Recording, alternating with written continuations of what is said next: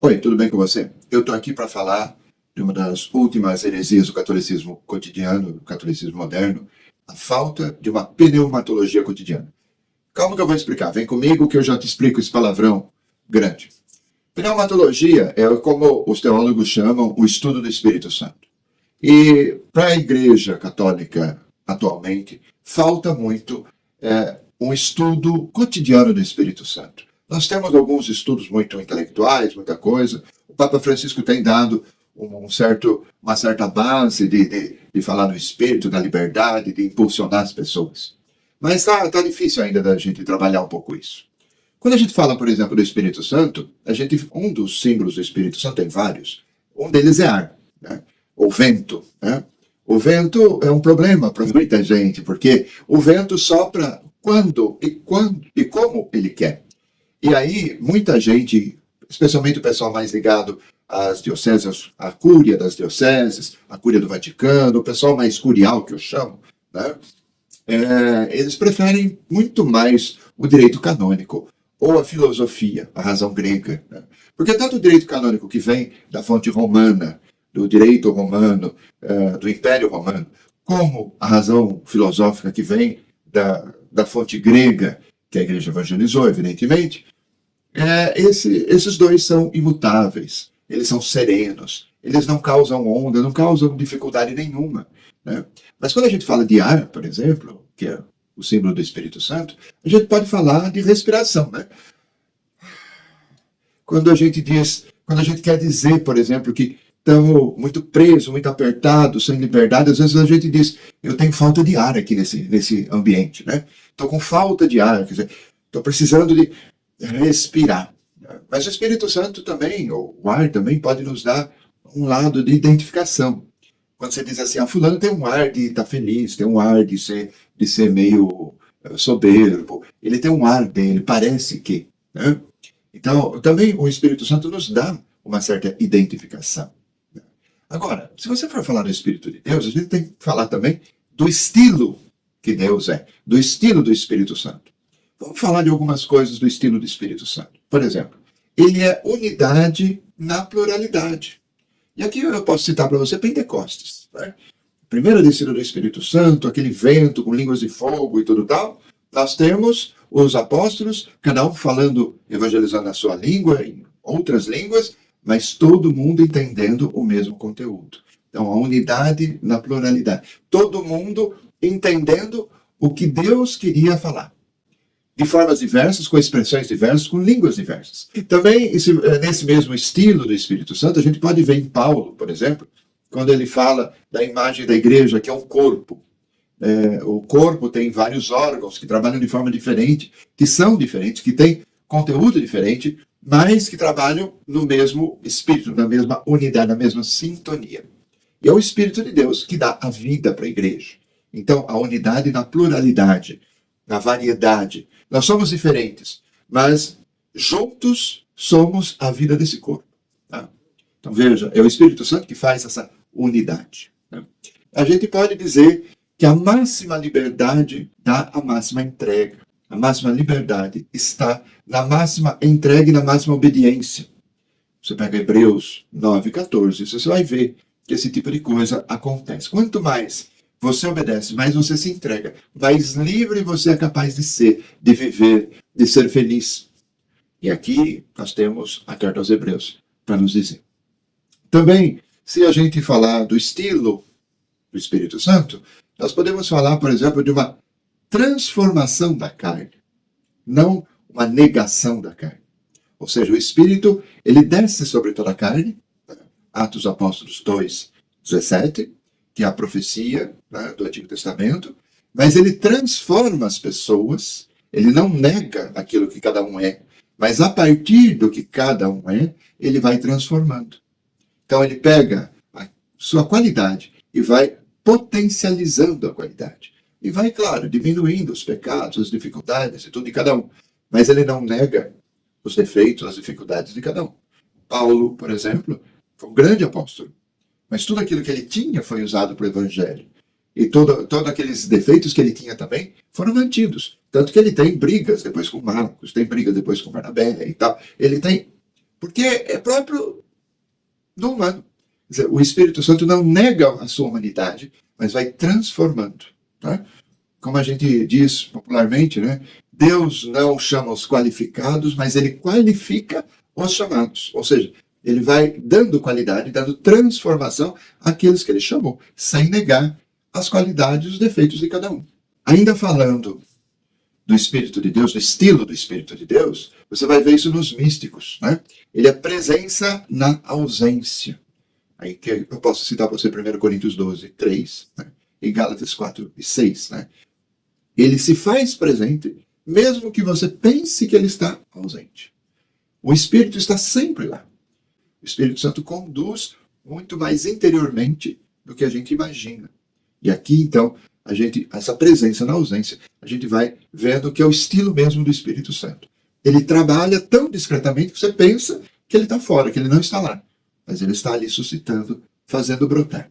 Na verdade, a maior riqueza que nós temos na nossa montanha, na nossa vida, né, é a capacidade que nós temos de amar, de fazer o bem. E quanto mais a gente amar, quanto mais a gente fazer o bem, mais felizes nós seremos. E aqui se manifesta a presença do Espírito Santo em nós. Nós somos templos do Espírito Santo, como diz São Paulo, né? E a partir daí, de dentro, a Trindade vai nos fazendo brotar muita água, muita graça. A gente precisa entender que o nosso corpo, a nossa vida, as nossas relações, a nossa vida cristã é templo do Espírito Santo e a partir daí viver na graça de Deus. Quanto mais nós amamos, quanto mais nós saímos de nós mesmos, e aqui a gente pode ver pelos místicos, né? Quanto mais nós amamos e saímos de nós mesmos, mais nós nos aprofundamos na presença de Deus. Você pode ver, quanto mais o místico reza, mais ele se preocupa com os pobres, mais ele faz caridade, mais ele vai ao encontro do irmão, porque isso brota do interior. Essa teologia do Espírito Santo nos falta falar, nos falta pregar, nos falta ensinar na catequese. A gente fala do Espírito Santo de forma muito superficial. É o Espírito Santo que santifica a igreja. Acabou.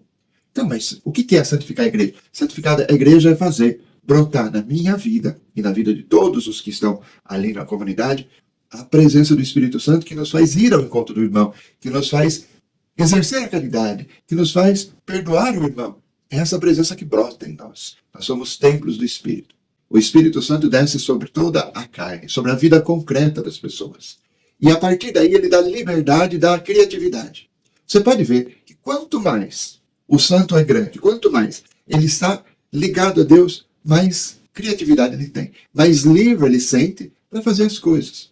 Francisco de Assis, que o diga, Clara, que o diga, Felipe de Neri, que o diga, João Bosco, que o diga, tantos santos, Santo Antão, que o diga, São Bento, quanto mais próximo de Deus, mais Deus dá criatividade, mais o Espírito Santo produz criatividade para ele produzir criativamente uma maneira de viver o Evangelho. Uma maneira de seguir Jesus Cristo sem imitá-lo, vamos dizer assim. Quando a gente começa a falar muito de imitação de Cristo, né? Quando a gente quer muito imitar Jesus, a coisa não funciona. Porque não dá para imitar. Nós não estamos na mesma época. Nós estamos em época completamente diferente. Hoje a gente tem internet, tem eletricidade, tem carro, tem um monte, tem fartura. O mundo está sendo poluído pela fartura de objetos, de coisas, de tudo que nós temos, né? Então, hoje, a gente não pode imitar Jesus. A gente tem que ser criativo para entender o Evangelho. E quem faz a gente entender o Evangelho, e quem dá essa liberdade, essa criatividade, essa fidelidade ao Evangelho, é o Espírito Santo. Se você pegar, por exemplo, Lucas 4:1, o Espírito está sobre mim para proclamar, para evangelizar os pobres, aqueles que ninguém aposta. Então, veja, essa é a criatividade que brota da presença e do cultivo da presença do Espírito Santo.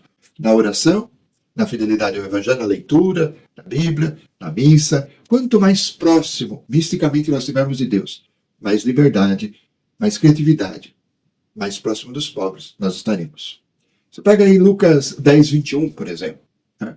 Jesus diz, eu vos dou graças ao Pai, porque os pobres, os pequeninos, entenderam melhor do que todo mundo, do que os ricos, do que os poderosos, a sua vontade, o meu Evangelho. 2 Coríntios 3:17, por exemplo, a gente vai entender que onde está o Espírito Santo, aí está a liberdade dos filhos de Deus. Mas muita gente tem medo dessa liberdade. Muita gente prefere o direito canônico. Muita gente prefere a filosofia grega, porque são coisas bem estruturadas, são coisas imutáveis, são coisas que não nos questionam. O Espírito Santo nos questiona. Voar não é fácil. É como você está numa pipa. Gosto da imagem que o Rubem Alves tem, né? Alguém perguntou para ele, pastor, ele era pastor presbiteriano, pastor, o senhor está firme na fé? Ele disse, claro que não. Eu estou voando como uma pipa, amarrado ao fio do Espírito Santo. Olha que bonito. Uma pipa é bonita de você ver, um papagaio é bonito de você ver, mas ela está por um fio para se perder. Porque é só aquele fio que sustenta. É só o Espírito Santo que sustenta a pessoa voando na liberdade. Isso dá medo para muita gente. É esse o grande problema. Mas as comunidades precisam cultivar mais o Espírito Santo no cotidiano. Não só falar do Espírito Santo, mas deixar que ele haja, que ele fale, que ele dê liberdade, que ele inspire criatividade. Formas novas de viver o Evangelho. Então, se a gente ainda falar, por exemplo, do Espírito de Deus, do estilo de Deus, nós vamos ver que o Pai está sempre ligado à vida, à criação da vida, à criação do mundo, à doação da vida de cada um. Esse é o Pai. O Pai sustenta a vida. O Filho está sempre ligado à solidariedade, no sofrimento com todos os humanos. Ele proclamou o Evangelho, ele foi aos pobres, ele aceitou morrer na cruz, ele deu tudo que ele tinha até o último suspiro, né? Entregou tudo. E o último suspiro é também o Espírito Santo. O Espírito Santo está ligado à liberdade. Então, veja, a vida está ligada ao Pai, a solidariedade está ligada ao Filho, solidariedade com a humanidade, porque o Filho é Deus encarnado, é Deus solidário com os pobres, com os oprimidos, com todos os homens e mulheres do mundo, especialmente aqueles que precisam mais, que estão com mais necessidade, né? E o Espírito Santo é a liberdade. O Espírito Santo, né? Nós fizemos toda uma guerra sobre o Espírito Santo durante a história da igreja.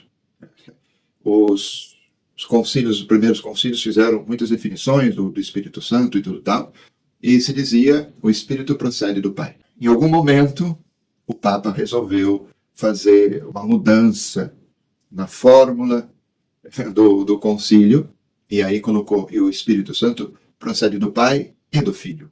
Filioque. Deu uma confusão do caramba na igreja, deu o cisma da igreja ocidental e oriental, porque os orientais não aceitaram que se mexesse numa fórmula antiga de um concílio e tudo tal. E hoje a gente teria uma fórmula até melhor. Sem mexer naquela fórmula antiga, nós poderíamos, do concílio niceno-constantinopolitano, nós poderíamos dizer que o Espírito procede ex patrem per filium, ou seja, ele procede do Pai pelo Filho. Essa seria uma fórmula até melhor do que o filioque, e sem mexer na fórmula antiga, quem sabe os orientais nos seguiriam, aceitariam e tudo. O Espírito Santo deu muita confusão, justamente porque entrou nas disputas políticas do Ocidente e do Oriente. Não que o Espírito Santo faça confusão, mas acabou entrando por conta da história da igreja, por conta da teologia, de formulações que a gente queria trocar, e que nem sempre são tão boas assim. O que nós temos que tomar cuidado com a igreja é do que eu chamo de monismo cristológico. O que é um monismo cristológico? Palavra difícil, né? É que a gente fale só do Cristo. Esqueça o Pai e esqueça o Espírito Santo. Então a gente vai falar só do Cristo, monismo cristológico. Né? E aqui vai dar, por exemplo, uma igreja que foi do século XVIII e XIX. O século XVIII e XIX, praticamente só se falava do Filho sem o Pai e sem o Espírito Santo. Isso acaba dando uma igreja estática, uma igreja imóvel, uma igreja da imitação, né? E dá um catolicismo bom, bonito, mas que não é cristão. Dá um catolicismo que acaba sendo um pouco infiel à mensagem do Evangelho. Então, a gente precisa tomar um certo cuidado, senão a gente fica com um catolicismo muito dependente de fórmulas, e um catolicismo que não tem criatividade, não tem fluidez, não tem possibilidade de mudança. Essa é a grande dificuldade que nós temos, que eu tenho, por exemplo, com os tradicionalistas. Eles congelaram a história da igreja no século XVI ou XVII, e a partir daí não consegue mais mudar. A partir daí não consegue mais evoluir. A igreja parou numa época específica e daí para frente é só mais do mesmo. É preciso hoje em dia a gente apostar no Espírito Santo e na liberdade. Numa liberdade que tenha caridade, numa liberdade que tenha responsabilidade, mas também numa liberdade onde nós somos um corpo que vive junto e que tem uma unidade muito maior do que uma pedra.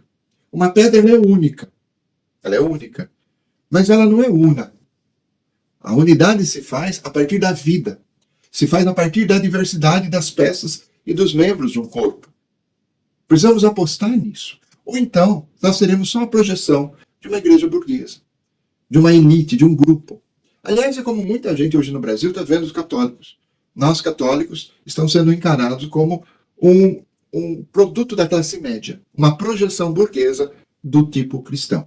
Se você gostou desse vídeo, se você chegou até aqui, muito obrigado. Assine o canal, deixe seu comentário e até o próximo vídeo. Um abraço, meu irmão, minha irmã catequista. Deus abençoe.